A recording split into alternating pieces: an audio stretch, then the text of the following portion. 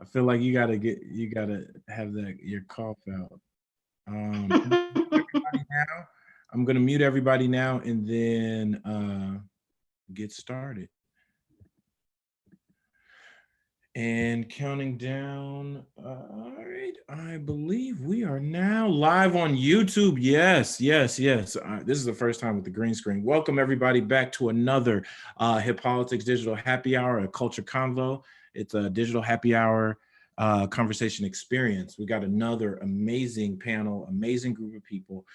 Sorry for the listeners. Normally I had the normal backdrops, but I'm trying this digital backdrop this time. So we're going to see if this works. Please leave in the comments if you like it. If not, then I may go to something different for the next one. But today we have a amazing group and a really important discussion. Today's topic is entitled Stronger Together, Building Black and Latino Collective Political Power.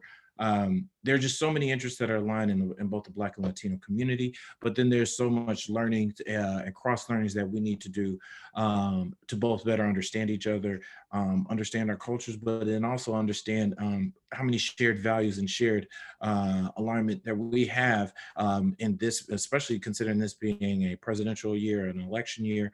How we can be stronger together as opposed to apart. So we got a great panel, a great group of people. You'll see in the comments in the information below on YouTube, everybody's name and title, and they're going to do some introductions at the end. But similar to every other happy hour, we want to jump right into the conversation. So with that, I'm going to mute everybody. Welcome, everybody. Welcome to the Culture Convo. How's everybody doing tonight? Doing good.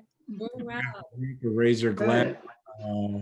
As on brand, I've been drinking a little Corona. Toast, everybody. Toast. Yeah, so I wanted to kick it off with just a simple question. You guys are all information. People come to you for information. People come to you for your trusted voices. Your trusted voices in your community, trusted voices in your different states, areas, regions, amongst your organizations, and probably amongst your family as well. But you being the person given the information has to get information. I'm curious to how you guys are getting information, especially during this period of time. And just feel free to unmute yourself, and then it'll jump right to you. I can jump in. Personally, in terms of local information, I follow my council member. I'm in DC, so we have council members for each of our wards. So I follow my council member both on social media, and then he sends out a newsletter. So, and it's updated bi-weekly with new legislation that's being passed every day.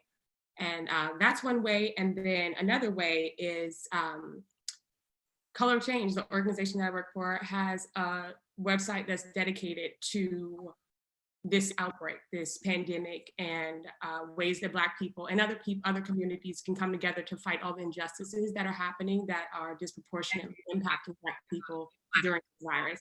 So updated site, theblackresponse.org, and then also following my council member. Anybody else? How you guys are getting outside of just the traditional news cycle or news, the big three cable news? Is there any other places? I'm curious that you're getting your information and then using that and to be a conduit to information in your communities. Yeah. So sorry, Representative, you can go ahead. After you, please. Okay. Karina, and then Representative Bowen, please. Okay, so I'm actually following Facebook. I'm following Mayor Bowser. I'm following local media. I've started a family group called Familia Garay on my Facebook. So, I have family members who don't speak English. I'm taking that information, translating it into Spanish, and posting it into our group account to keep them in the loop in real time. I've found that Univision is not reporting what is going on in the DMV on a timely basis. So I'm trying ways to fill that gap in my circle, in my community. Representative Bowen, you sit in a very unique position as an elected official in Wisconsin. So people, I'm sure, come to you as a conduit, whether it's your Twitter feed, your social media, or just you in person, email, any other. But how are you getting the right information and then being able to disseminate that out quickly out to your communities? Yeah, I think that's a good point. One of the things I think about, and let me ask this question. Am I the only COVID-19 coronavirus survivor on this panel? You may be. I might be. Everybody's nodding like, I think so. Listen, For right now. For right now. I literally went through. I'm so happy. I really went through a tough time getting through this virus. And I had to think back to like, what was the information shared about how bad this was supposed to be, how bad it was supposed to be on my body if I get it, how bad it's supposed to be on my community. And literally everything was undersold. So I really think about the regular way. If you have State Representative David Bowen over here, who gets all the information from the cabinet secretaries and the departments and the news, and he can figure out to make sure that those sources are real. And then you got regular David Bowen, who's just a millennial. He's going to hear from his friends that said it was just a virus. He's going to hear from the President of the United States make a slick comment on the news real quick that says it was a hoax. And then he's going to hear some of those rumors, some of those made up things on social media that people keep sharing in your inbox that you really don't pay attention to, but like every now and again, you'll click on it and listen to see what it's talking about. And all of those things were wrong. So I think it's really interesting that like the way information is disseminated right now, especially even around the COVID-19 coronavirus, I think about, it reminds me of just how much information was just misinformed around the 2016 election. Oh yes, I think the information, the misinformation, the lack of information, and the disinformation all are kind of in overdrive. Welcome to the conversation, Mr. Charles Wilson. Thank you, brother, for joining us. He's the chair of the DC Democratic Party. You didn't miss much. We just jumped into the first question, and we're gonna get right into the meat of this conversation. Okay.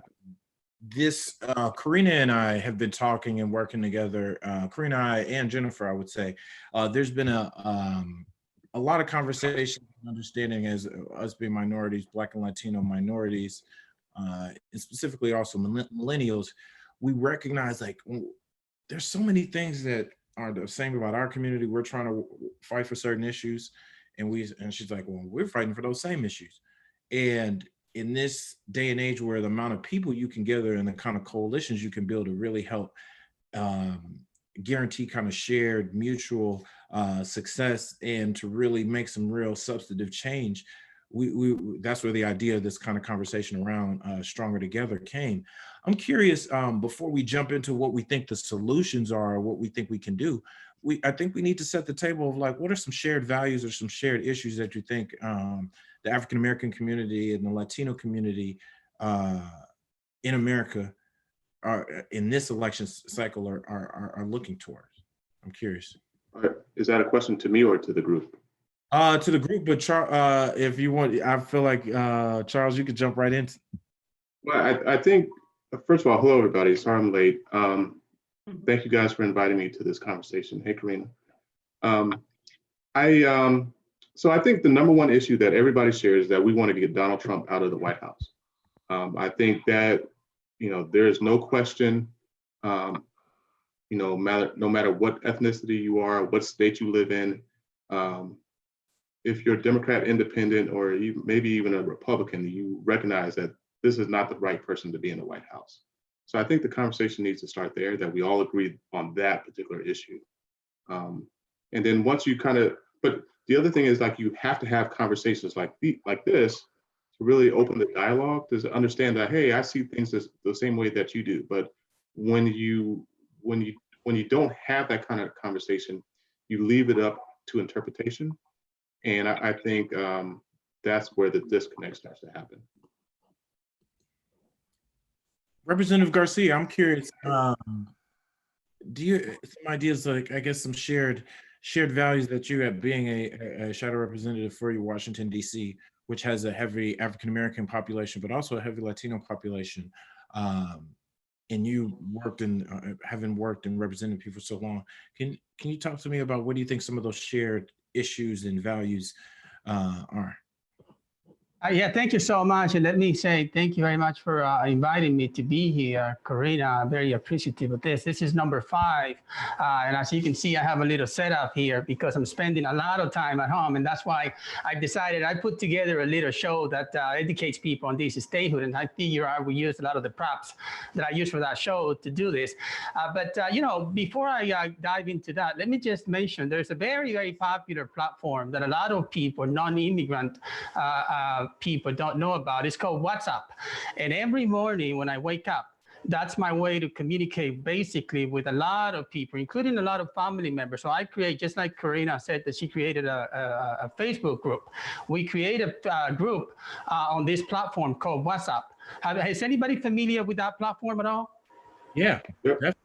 Okay, good. Somehow I don't know why I have a feeling that a lot of the non-immigrant people aren't really using it a whole lot, and the reason why it's so popular within the immigrant community is because you can make long distance calls free, and it actually makes it very, very useful. But anyways, I want to second what Charles Wilson said about the common value being really to defeat Donald Trump and make sure that he gets out of that. I still can't believe that we have at this time Donald Trump in office, because I tell you, if you look at all the people that are currently suffering and all the death we have, I think that I can attribute all of those to one person, and that is the neglect of President Trump. I think if we had, I went and spoke at a parade, at a Chinese New Year parade here in Washington, D.C., back at the end of January. And I talked a little bit about the coronavirus. This was back in early, late January. And we had 3 people infected in the entire nation. And at that point, we were hearing from the White House that this wasn't a big deal, that this was going away. And for him to now take credit for doing all that he could, is just beyond comprehension. I just cannot believe it. So I think I'm all in this, that we need to ensure that we join a coalition, a very strong coalition of Black and brown people to defeat Donald Trump.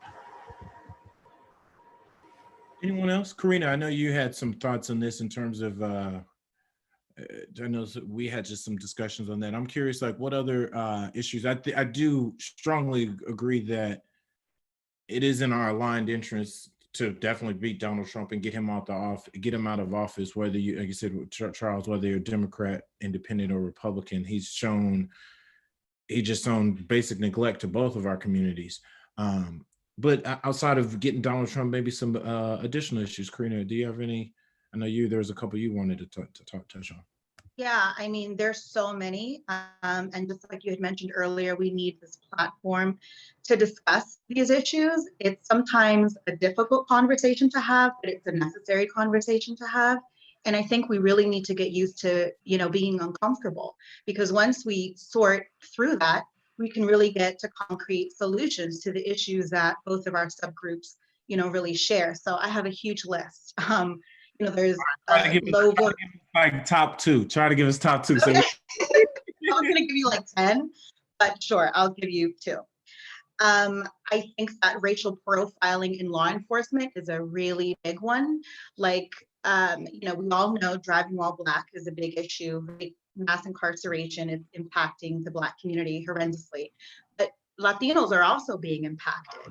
Right now we have a huge issue with being racially profiled as an illegal immigrant. The fact that someone who looks like me can just find themselves, for instance, at a gas station, speak Spanish to a family member, and then you're an immediate target, I think is ridiculous. There's been stories out there that similar to the one that I just gave that have occurred. So we're seeing a whole lot of racial profiling, and we need to tackle that issue with law enforcement together collectively and come in strong, because we're the ones that are being impacted. Every other demographic in America. So, there's that. There's also a lack of resources in education. We're seeing a huge disparity here in the nation's capital. We have lower income Latinos and African American students who don't have simple things like Wi-Fi. Why? We need to dig into that, talk about it, bring it up to our legislators, bring it up to our community leaders, and really bring it to the forefront. So those are my top 2, I would say. Racial profiling in law enforcement and the lack of resources in education. We really need to get on that. I think those are 2 crucial ones that we can all agree we've got to fight and fight together. I definitely, I definitely agree. Uh, Denora, Denora, I'm curious, because Karina definitely came highly recommended, and I started to dig a little into your social media and background. And knowing you're advocating for a lot of these issues, like from your standpoint, what do you think that in this year specifically we could galvanize around? That's a good question. So Denora Hernandez, I'm a legislative attorney for Prince George's County, and a former Board of Education member in Prince George's County. So I know the biggest issue for our community is like the mistrust in our government. We, the immigrant community, I feel that's just kind of an understood. It's one of those things where it's like you have to like depend on yourself or figure it out because government cannot be trusted for many reasons. And I think the way we could do that and the way that I feel I helped contribute to it is kind of seeing ourselves in these elected positions. Whether that's something as little as local politics. I'm a strong believer that local politics is important. It's a part of our everyday, pretty much everything we do, from trash pickup to Yes, yeah. to taxes. Yeah. And I think something that you guys both touched on, if you really look there, is that lack of trust. I think both of our is that trust is being central to our both of our communities. I know me being in the Black community, or at least I can even just think of my own family.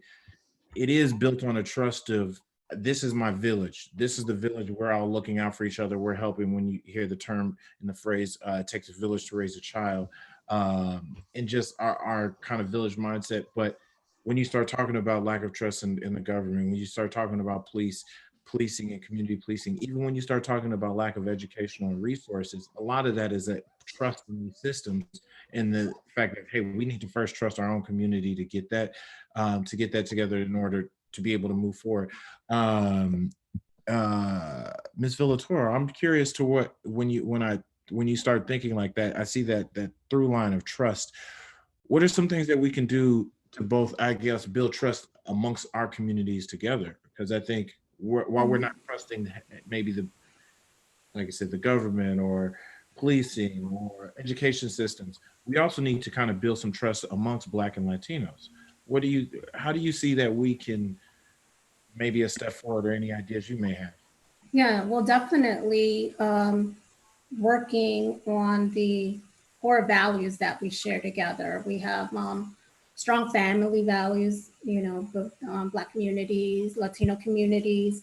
We have shared issues also that we're going through. Of course, the distrust in government, as was mentioned, and that of racial profiling with our justice system, but also the disparities in health is a major one that we both are affected by, and can help our communities understand that it's we're joint forces, or at least when we work together in union, that we can help one another. And that goes Latino immigrant community, and also the Black immigrant community that is sometimes left out when we speak about immigrants in general. I definitely, I agree. One thing I also that I've noticed, like, as we're all doing this via Zoom because we're quarantined, sheltered in place. But there's been more and more data coming out that, like, Black communities are definitely getting hit hard, kind of the hardest. Latinos communities are getting hit the hardest in terms of the amount of people who are getting this, who are dying, the people who are more adversely affected. And we're not even talking about just the economic influence, just the health. Right. But a lot of that is also because of the kind of jobs we have. We're on the front lines. We're a lot of frontline workers.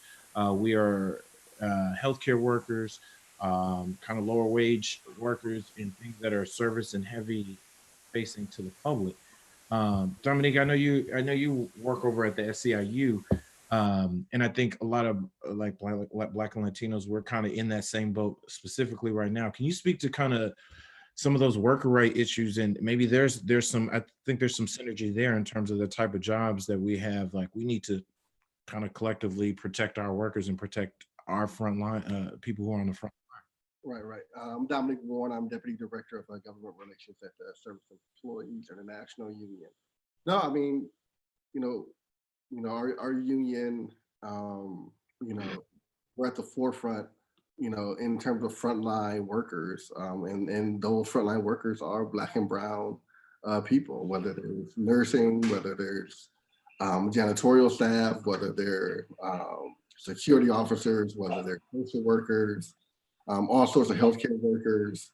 They're at the forefront of this, and they're, a lot of us, a lot of people, they're working at home, and a lot of other people are either furloughed or laid off. A lot of our workers that haven't been laid off from airports and et cetera, are working on the front line, still working.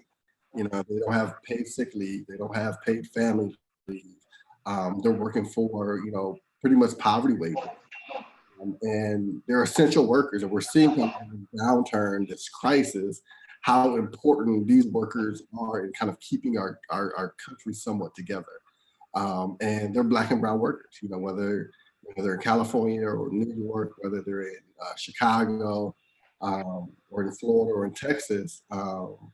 They're doing a lot of the work that needs to be done in order to make sure that we're healthy, to make sure that that we're secure. But all those things are still like, while we're kind of like, I feel like our bodies are being sacrificed. Right. In some sense.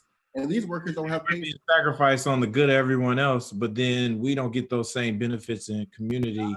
We don't get that same level of representation at times. But we've identified a few problems. I'm curious. This is just to the group, and maybe we can expound on this. Some solutions, maybe things that are working in your local organizations or groups. I know we got people from a few different parts, several people from the DC area, but a few people from around the country and working in national organizations. How have you been building partnerships, or some ideas around building partnerships? And this again, this for anybody. So I kind of just thinking about some of the things that have been said. I think one of the biggest challenges is that people just don't know each other. A lot of times our communities are very insular, so they don't have to take the time to get to know one another. And I think one of the ways in which you can do that is just like by living near each other, by talking to each other, by immersing people in your culture. I'm from Brooklyn originally, so I grew up around a lot of different people. And so my experience is very different from that of a lot of people. And I think just allowing people to have that opportunity to be in a comfortable setting, not to be like, okay, now when we come out of here, everybody's supposed to be in this Black and brown rainbow and we about to knock it out. But rather just to be able to have that conversation about like what your shared experiences are, what are your similarities, talk about what the differences are. I think there's power and also in what your differences are, because that provides an avenue for understanding of other people.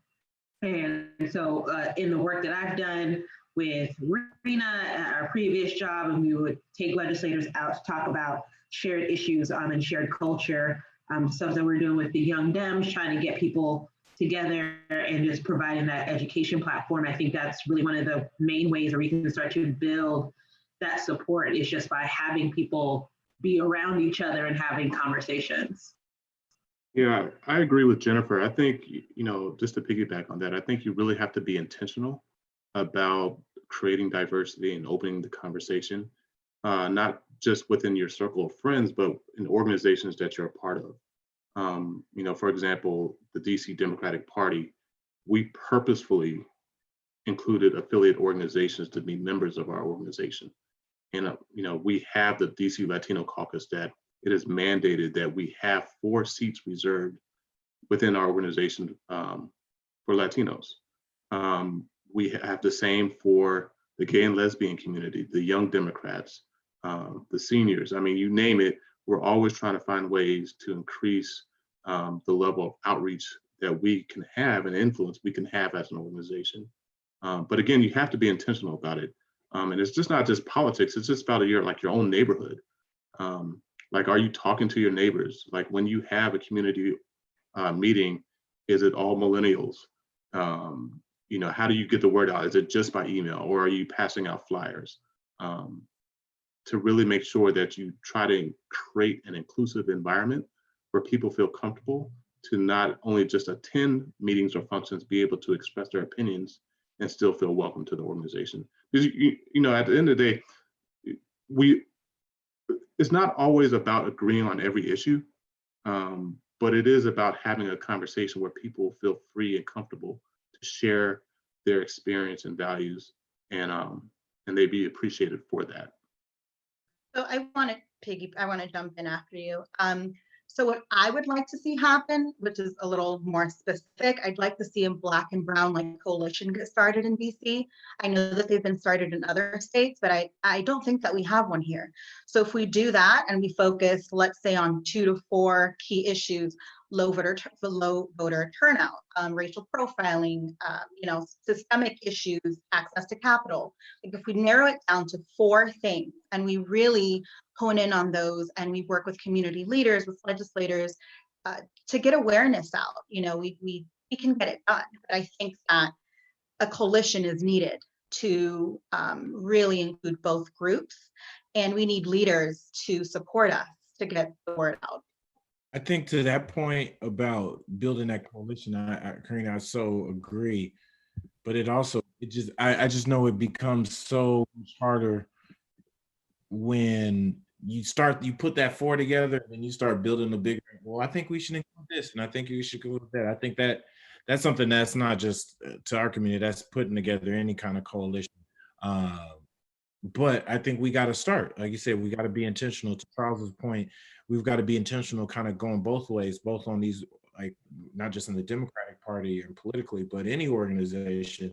You got to be intentional about your outreach. And it, yeah, like I said, intentional about the outreach. So I definitely agree there. I wanted to throw this out to the group. How do we, we're in quarantine? This is affecting our communities. Some of the stats are just now coming out of, we've seen the unemployment numbers skyrocket, but now some of those racial breakdowns, you're starting to see some of these pile on, especially for maybe some of our elected officials who can kind of work on certain economic levers. How do we recover? How do we even, we're not even sure when we're going to get out of this, but we do know we need to start looking toward getting through it and then getting past it. And I'm curious, what are some ideas, thoughts? Because again, we could be stronger together if both our communities are pushing toward mutual laws, energy, money, any kind of these economic savings. I'm curious, how do our communities recover from this? So I want to say we really need to push paid family leave. And I think there's an important distinction in being able to control that narrative, because what I've had the opportunity to do with talk with other people, for folks who have Black owned businesses, paid family leave is a much harder lift than it would be for say a Walmart or a McDonald's.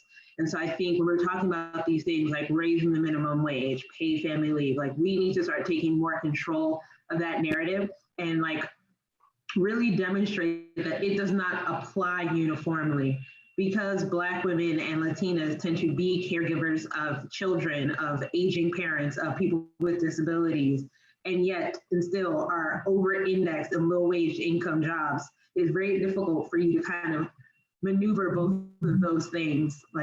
A higher wage would be great, but the wage you have is the wage that you have. And I think one of the biggest issues that we've seen in certain things, like in the conversation about raising the wage gap, is that it has been controlled by white women and does not necessarily cover the full gamut of women that actually need it. So I think going forward, we need to be more. One of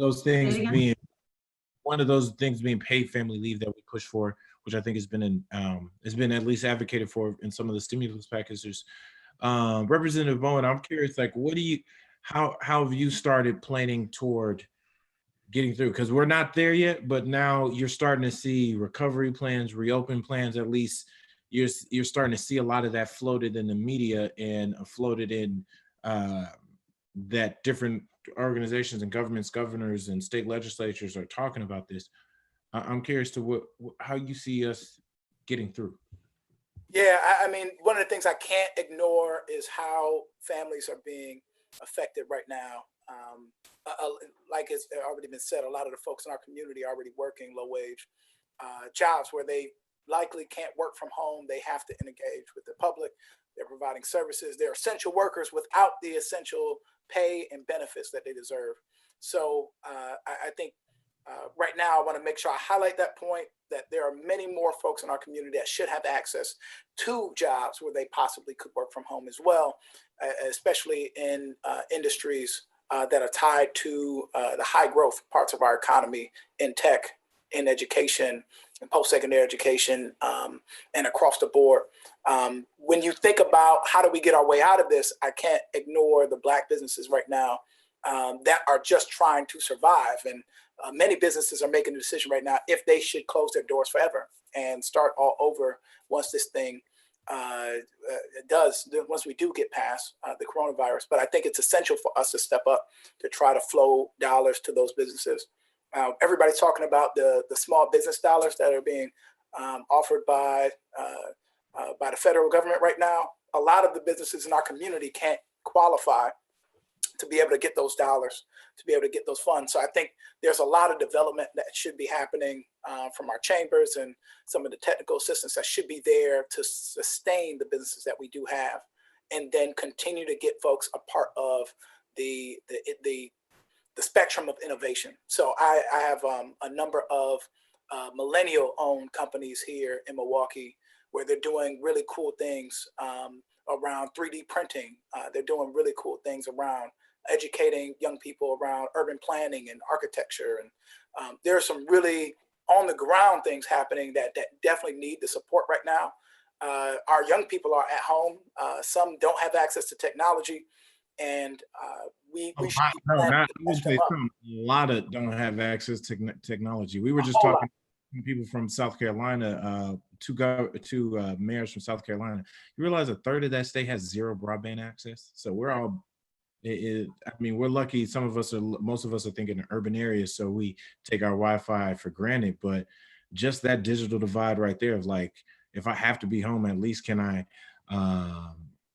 maybe, you know what I mean? Like, how do I even get online? Because being home is probably even worse if I'll go to school or work or public places to even get that free Wi-Fi.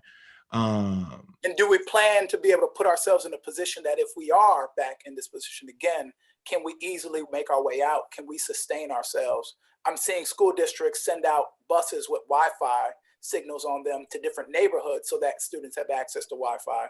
You know, are we really thinking about the infrastructure that our community is lacking, especially when in Milwaukee, you compare our school district to the suburbs where all of the students get access to the technology automatically. And our school district locally is never equipped to be able to do something like that, but they should. Let me. Yeah. Cameron, Please. someone else was talking. I was going to say, this is Franklin, Representative Garcia here. And I was just going to say that I have been working to get ready to allow people to continue their regular lives. We have to deal with all kinds of issues that are taking place. Currently, right now, we have a major challenge here for over 30,000 DC residents that are not eligible for unemployment to the regular process. So all these relief packages you're hearing about, you know, they're not able to get to. So I'm hearing from them left and right and seeing how we can get some money into these people. And, you know, I see on my screen, what you see there is a GoFundMe page that we created as a response to this because we were looking around all kinds of you know, efforts and opportunities for them. And so this is a way to get them some much needed relief. I'm also dealing big time with this ICE raids that are still taking place in the midst of this crisis. It's amazing. I got a call last week at 11 p.m., a family that was just terrorized because ICE agents were knocking on their doors in the midst of this pandemic, and now they had to flee their homes, just all kinds of challenges. And then, of course, in DC, I don't know if you all heard about this, but we were cheated a lot of money that should have been given to us because we weren't treated as a state. For most funding purposes, normally the federal government treats us as a state. Now, in this case, what they did is they lumped us with a bunch of other territories, 5 others exactly, which it turns out to give us, instead of giving us the 1.2 billion that normally a state would get, we're getting somewhere around $500 billion. And so Congresswoman was just on the phone, and I'm sure Charles Wilson probably just came from that conference call. And so we've got all kinds of issues right now that really don't give us a lot of leverage to plan ahead because we're just caught up with so much right now. Man, Charles, were you going to say something? Yeah. So I've been thinking about this question since for the past couple of weeks about when we come out of this, because we will come out of this, the whole coronavirus pandemic.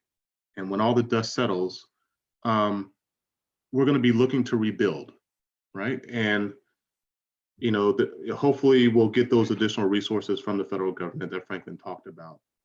And what I hope our lawmakers do are that they're very, very intentional about making sure where those resources go, because we talk about, when you look at the numbers of who's dying the most as a result of the coronavirus, it is Black and brown communities throughout the country.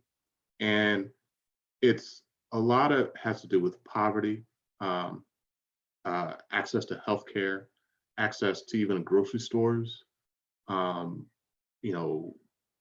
parks, places where you can exercise and all that stuff. And I think, when the dust settles, a lot of folks are going to have their hands out, say, hey, here's how we can rebuild in my community. And there's going to be a lot of affluent folks, and I'm not mad at them for doing that. But I hope as lawmakers that they are very intentional to say, hey, you know what, Ward 8 on the east side of city had the lowest quote unquote infection rates, but that's really because we weren't getting tested, because we have one hospital that is not the hospital of choice. And if we want to go to a hospital, we got to go to the west side of the city. And so I hope that the lawmakers are really paying attention to this, that you have one community in the city with 70,000 people with one grocery store. Did that have an impact on the health outcomes of this virus? You got all these other places with nice parks and all this stuff. Did that have an impact on the outcome of this coronavirus? So it's like, I just really hope that folks are intentional about where these resources go, and purposefully and intentionally making sure that they go to the communities of need versus just the communities that are the loudest. No, I firmly agree. I think it's about ultimately building resiliency in communities. Like this recovery stimulus after we're there is about building resiliency, whether it's the healthcare infrastructure, the community health clinics and everything else, whether it's the parks, whether it's also environmental concerns. If we have a chance to put trillions of dollars to the economy, let's not bail out corporations, and let's bail out our own blocks, and so that's our focus, is building resilience. That's a rap song, bail out our block. Like it should be, at least. Like that is we do need to bail out, yeah. Not just that's the big thing. It's like, the infrastructure package can't look like 2009. Exactly. It has to look like it's building resilient communities that can face off things and that can, their own economies and logistics can support themselves, because the federal government right now is struggling with it, and communities have to pick up that burden. So that's where the money should be going, as we kind of rethink how we live in this country. And I think it also just highlights the need for a basic universal income in our country. And this, in the past, would it be a radical idea, But when we're seeing the way this virus has impacted so many Americans, 14 million people are calling for unemployment and their checks may not come for months. Exactly. The UBI is extremely important. I think this is the time for us to truly demand that our Congress takes it seriously. 80% of workers, these are your part-time, your hourly workers, they live in uncertainty. Before there was a crisis for America, they were already living in crisis mode. The majority of part-time workers don't have up to $500 in savings for an emergency. So they were living in emergency mode, in crisis mode before the rest of the country. So this is the time, I think, where we need to put more pressure on our Congress members to enact UBI. This is the time for that, because we see our people are suffering, struggling to work these part-time and hourly jobs and getting sick, risking their lives, like the representative said, risking their lives every day just to survive, and disproportionately being impacted by this virus. Definitely. Okay, yeah, that's The UBI, federal housing guarantee, all of that. Like when you get laid off, like the federal government should be able to pay your rent, to facilitate your mortgage when you're laid off. Your unemployment should include that as a housing guarantee. And it's not absurd thinking that, like, hey, somebody gets laid off, we don't want people on the streets. We know that unemployment is just a little bit of something. That we should have a federal housing guarantee that, like, we don't keep people out on the streets for getting laid off and fired from their jobs. Yeah. I think a lot of this is bringing a lot of that, those kind of important discussions in debates to the forefront, in getting, I think, more of the average American familiar with it. But something I wanted to switch real quick, because this is 2020. This is an election year. As we mentioned at the top, Representative Garcia, Mr. Wilson, so many different people have already mentioned, like, our biggest threat or our biggest thing that can unify Black and Brown, Black and Latino communities is trying to get Trump out of office. But now with this Corona and COVID and this shelter in place, and we're not sure, like, the lagging effects that'll have in terms of, even once we do lift the quarantine, are people going to still going back to work? Are people still feeling comfortable? Is that so many of these, first, our primaries are being disenfranchised to move, and then they're already starting to float, oh, maybe we should just do, everything should be mail ballots, or ballot, like absentee ballots, or vote by mail. And all the stats show that disproportionately depresses Black vote, disproportionately depresses Latino vote. It disenfranchises us. There's already polling data and so much information out there that shows that we don't even trust that process. So it almost feels like a new form of voter suppression. If we look up in the fall, I mean, we're already, our primary season is already shot, but I'm curious to what you all are some thoughts about potentially going to a vote by mail, potentially going to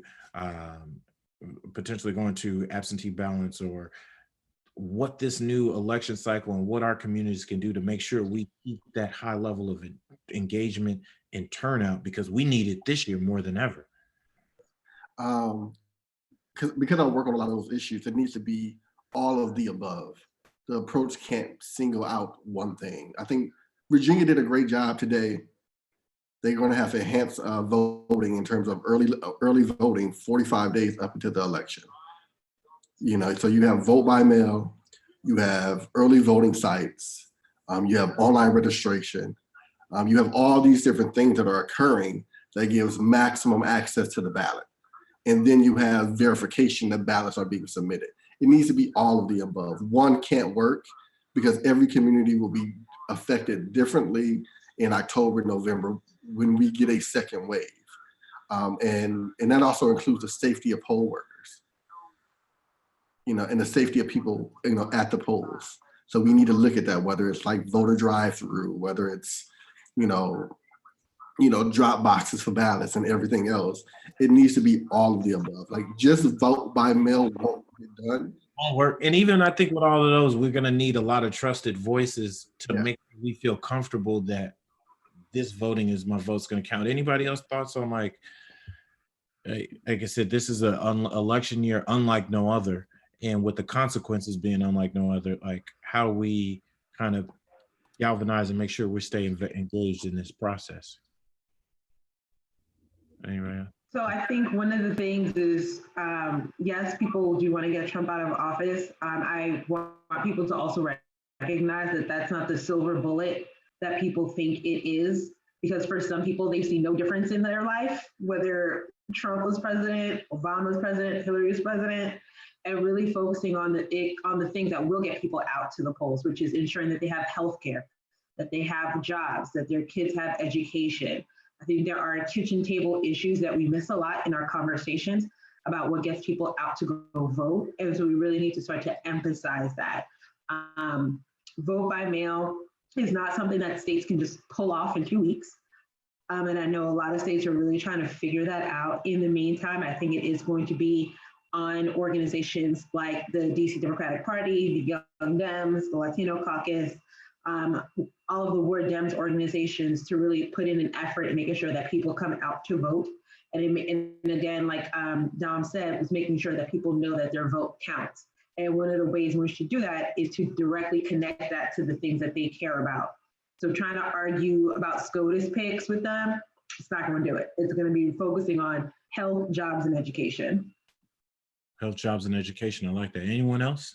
I'm going to jump on that because we just had our primary on Tuesday. Yeah. Please talk. So in Wisconsin, we literally saw a huge influx of folks voting by mail. You had some municipalities, which was a good idea, to mail the application for a mail-in ballot to be able to do it absentee. You had folks that were able to do drive-up voting as well, voting early. But by the time we had election day, we had these court cases that changed the rules probably about 18 hours before polls opened. And you literally had folks that were about to vote by absentee waiting on their ballot to get to them. And then they were, because their ballot didn't get to them yet, literally they had to vote by the end of the time that polls closed, or else they couldn't have their votes cast.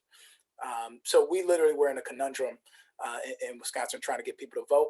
I think in general, though, my community in my district where I represent Black folks here are much less comfortable with absentee voting because it's such a distant process. Some people like to actually see their ballot go in the machine to make sure it gets counted.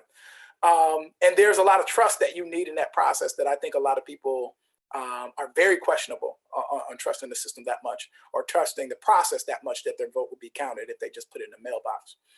So it's going to take some education to be able to get folks comfortable with that type of move. But I think we did a really good job in 2018 with early vote sites, where literally people could stop by. It was on a busy strip in the north side of the city where Black folks live. Literally, you could stop by for 5 minutes, go cast your ballot, hop back in your car, and head out. And we saw a lot of growth that way. Any route, just like what was said before, have all those options on the table and then allow people to make those choices. I think what is also going to be interesting is how do you get especially young people to vote in the 2020 election. I mean, millennials, I think we're probably, we're getting a little bit older than our younger counterparts, right? Who are going to be voting for either the first time or they definitely have a hands-off role. Yeah, I mean, Gen Z is coming into the voting age, but then again, we can't, and millennials, I know we want to feel like we are the largest voting bloc technically, in some sense, but the real tried and true voters are still middle-aged to older voters.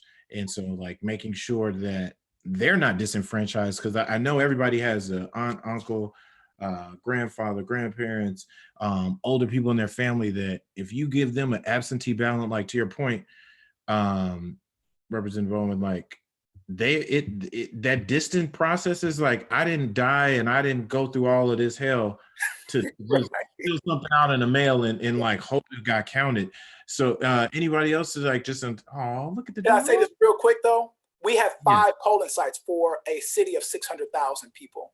So we had about maybe 4,000 people show up. That's built-in disenfranchisement. That's built-in. Literally. but the people who work the polls are older people, right? And you have a virus right now that is very likely to do way more harm to folks that are older than folks that are younger. So a lot of them could not even work the polls. So we literally were in a conundrum trying to get people to supply the staffing for the amount of poll sites that we need. And I think it's going to reflect around the country. And I think that's why it's good to have kind of election holidays. In Ohio, where I'm registered and I vote in, they had a frantic search initially because, you know, they eventually pushed it back, but they were trying to get college students to become poll workers. Or at least they were thinking about like 18-year-old high schoolers. And so one of those things, when you have election holidays, you have schools that are closed. Some of those, you know, whether it's college kids or, 18 plus at 18 to 24, it can be good money if you advertise it the right way. I think it's about $150 for a day. Yeah, I think to your point, it starts with that holiday, and it starts with making it something that make it as easy as possible. We know how the numbers, I'm pretty sure everybody's educated on. They're doing the equation that if less people vote, will be taken care of. If I disproportionately disenfranchise Black people, if I disproportionately disenfranchise Latinos, Donald Trump and people who think like him will win. We're coming up toward the close. There's a couple, I did have a couple questions that came in through Zoom, but this is the opportunity. I wanted to kind of do a round robin and make sure everybody got to both answer the question and be able to just kind of introduce themselves. This is the Hip Politics. Like, that's our platform, Hip Politics Podcast, and we're focused on mobilizing the political power of hip hop. We've all been locked down into this thing now. I know people listening to music, streaming rates, like there's so much, there's a lot of data coming up on like increased streaming rates, both in terms of TV and movies, but also in terms of music. I'm curious to what song and or album, or maybe a public playlist, like if you got your own private playlist, no one else knows about that. But if there's like a public playlist, a song, an album, if everybody could go around and just tell me like what's one song or album or something that's getting them this last month, and then also use that time to introduce yourself, like name, your position or organization, and if there's email or website, like a website or social media handle that you want to direct our guests towards. But I'm going to kick off with Karina. Okay. So my name is Karina Garay. I am an board member of the DC Young Democrats. I work for a federal agency on Capitol Hill. And I'm also a board member of Gabby's House, which is a nonprofit organization started by my family in memory of my late cousin. My Instagram is Rena_Times. And as far as a specific playlist, I don't have one. My musical interests are all over the place. I listen to salsa, Afro beats, EDM. So though I go back and forth between all three. You got a song though. There's one song you've been listening to a little more than others. No? Okay. No, I wouldn't say so. No. I've been listening to Romeo Santos because Aventura just had a concert. Anybody else? Jump in. Representative Bowen, please. Okay, so my song would have to be J-Rock Win. There's no other track. I mean, it's like post. I get Obama feelings like he just won in 2008 type feelings when I hear that song. You know what I mean? But now, right? Back then it was Young Jeezy. It was Young Jeezy's song. But no, I'm thankful for the chance to be on the show. My Instagram is @Bowen4Action, the number 4Action, and then Facebook.com/Bowen4Action. Rena Villatoro. Hi, Rena Villatoro, Director for Membership Services and Events at the National Hispanic Caucus of State Legislators. I definitely have grown up in hip hop, I'd say. So I listen to a lot of New York hip hop mainly. So I definitely enjoyed on Saturday the DJ battle. Premier RZA battle. Yes, yes, Wow. that was I really feel like really good. that was to your point, that was the New York slash I'm a nerd, like hip hop nerd battle. Like, cause I was into Yeah. that. It wasn't a bunch of like the new stuff. It was like No, deep with it, album cut. I appreciate that. That was a good one. These battles have been getting me through on the week. I would agree. A lot of the DJs, and I'm willing to learn about other DJs that are playing because honestly, it's been a bit therapeutic to get through the work week and just mellow out a little bit or really deal with your feelings. And is there any website or anything that people can contact you or stuff you want to direct people toward? Well, for the National Hispanic Caucus and state legislators, our website is nhcsl.org.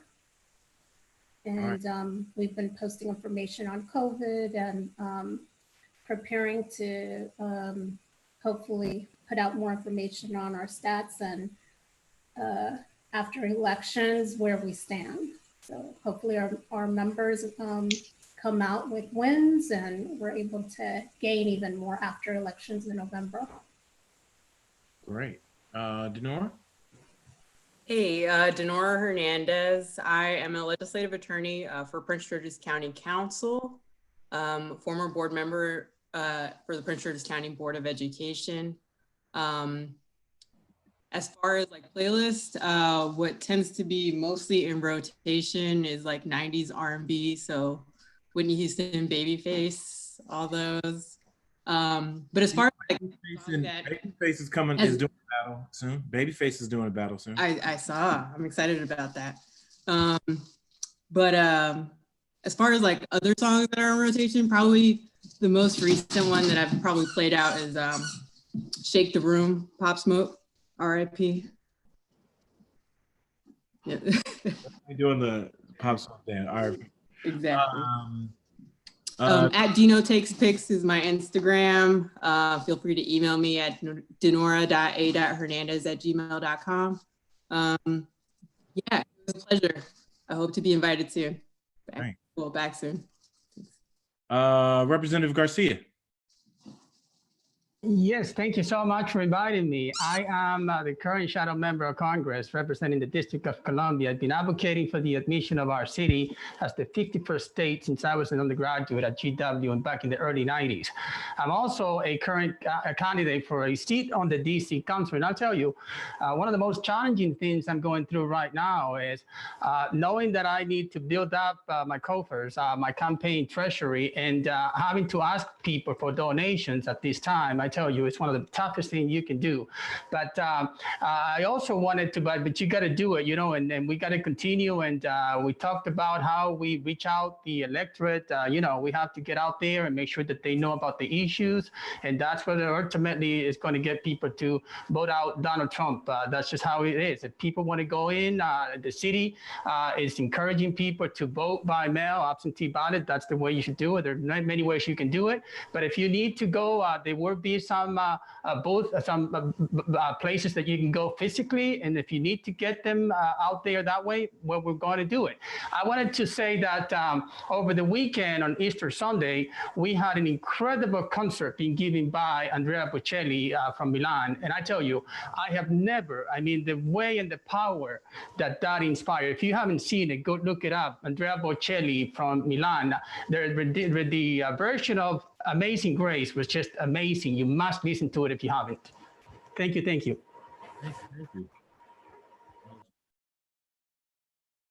Ms. Pine? Did you say me? Fulashade? Okay, yes. So again, I'm Fulashade Pine. I'm a campaign manager. The best name you have one of the most unique, best. I'm kind of one. Yes. Your name, your daughter, Fulashade. Like that's one of the cool things. Thank you. I appreciate that. So fun fact, the singer Sade, everybody knows Sade, right? Sure. That's her full name. So she's half Nigerian. It's a very actually common Nigerian name. It means wealth and honor is your crown. So that's a little backstory on my name. But again, I am a campaign manager at Color Change. the racial justice, digital racial justice organization. Our website is the best place to get constant information on ways to actually impact the system and the way they're affecting our communities. Colorofchange.org, colorofchange.org. And in terms of the music, so I have 2 songs. First one is Mos Def, Umi Says. It's a classic song. Shine a light on the world. Yes, that song is, I think it's a spiritual song. You know, the words that he's saying about shine your light, that's something that we're all doing right now. And it's so important for us to continue to be a light for a lot of our people who are going through it, people who are going through depression, who don't know how they're going to feed their families because we don't know when these stimulus checks are coming in some cases. So it's important for us to continue to be that light and to fight for our people. So that is one of my key go-to songs. And then Kendrick Lamar, All Right, because at the end of the day, we're going to be all right. We're going to get through this. This is not the first pandemic that's hit the world. A lot of our people, unfortunately, are being impacted. So we have to be compassionate about the situation and compassionate towards our people. But we also have to keep in mind that we've been through worse. Our communities, Black and brown communities, have been through worse, and we will survive this. We will get through this. Sade, when I posted about this event on my IG, I used Umi Says on my posting, so I like it too. You did. No, I was just thinking about that too. I was like, where did I just hear Umi Says? Mr. Wilson, Charles Wilson. Hey, thanks for having me. My name is Charles Wilson. I am the chair of the DC Democratic State Committee. You can find out more about us at www.dcdemocraticparty.org. We are the leading democratic political organization here in Washington, DC. Again, thanks for having me. It's been a great conversation. As far as music, I'm waiting for one of these Instagram battles to feature a mix of kind of old school Kumo D, Big Daddy Kane, and MC Light. No one has done that mix yet, but that's what I'm looking forward to. See, the reason why they haven't done that battle mix is that the catalog is not as deep. Yeah. Battles are like 20-song battles. So it's like you gotta have, even if they're not 20 hits, you gotta have like 10 or 12 hits and then maybe some good album cuts. Yeah. And like as a fan of Kumo D who grew up, I'm almost 42 myself, so I grew up, I had the glasses, the Kumo D glasses. I have pictures of me with that, so I'm a but that fool only got like 3 records. Yeah, but they were good though. They were good. They were great records. They were great records. Jennifer, stop rolling your eye. Can you go? Can you introduce yourself? I think we got, Sure. Hello again. I'm Jennifer Blemmer. I'm the current president of the DC Young Dems. My Instagram, Twitter is JA Blemmer Esquire because I paid for it. And so, I mean, you're gonna think I'm like corny right now, so that's fine. But Sunday was Easter. Every Easter, we, like, my sisters and I, we watched 10 Commandments, but it wasn't on ABC. So I had to settle for Prince of Egypt instead. So I've just been listening to the soundtrack since Sunday. Yeah, like the Prince of Egypt, like the movie. Because like Hans Zimmer is like one of my favorite composers. And it was just a good soundtrack. Revisit it. It was good. And I'm also waiting for us to be delivered from Corona. So I can have the option to say no to going to happy hour. True. I think the last person is Dominique. No, Representative Bowen. What were you saying? I'm cracking up that Jennifer said to have the option to say no. You're supposed to learn from this, right? You're supposed to appreciate the to go out. And she's like, no, I'm still going to say no. No, I was thinking about, like, I'm an introvert. No, I want to go, but then I also want to be like, I'm not into this anymore. I'm leaving. Like, we're home so long, it makes you realize like what was I really missing. But that's another conversation. As a person who went out and threw parties and did that, I'm always like, what was I missing? Dominique, I think you're the last one, and then we're gonna wrap up. we're done. I'm Dominic Warren, Deputy Director of Government Relations at the SEIU. The song, I mean, I listen to the Coffee and Beats playlist on Spotify. You know, I try to like, try to keep a little coffee vibe, coffee shop vibe in my places if I'm like not at home while I'm doing work. So that's what I've been listening to. And one song I've been listening to that's probably not inspirational, just a fun song for me is been Under the Sun by J. Cole. You know, it's an enjoyable song. So. And interesting. I'm gonna listen to that one. I'm not a huge J. Cole guy, but I've been doing it. But I want to thank everybody. I want to thank you. No, I mean I like J. Cole, but he's Jay-Z's son.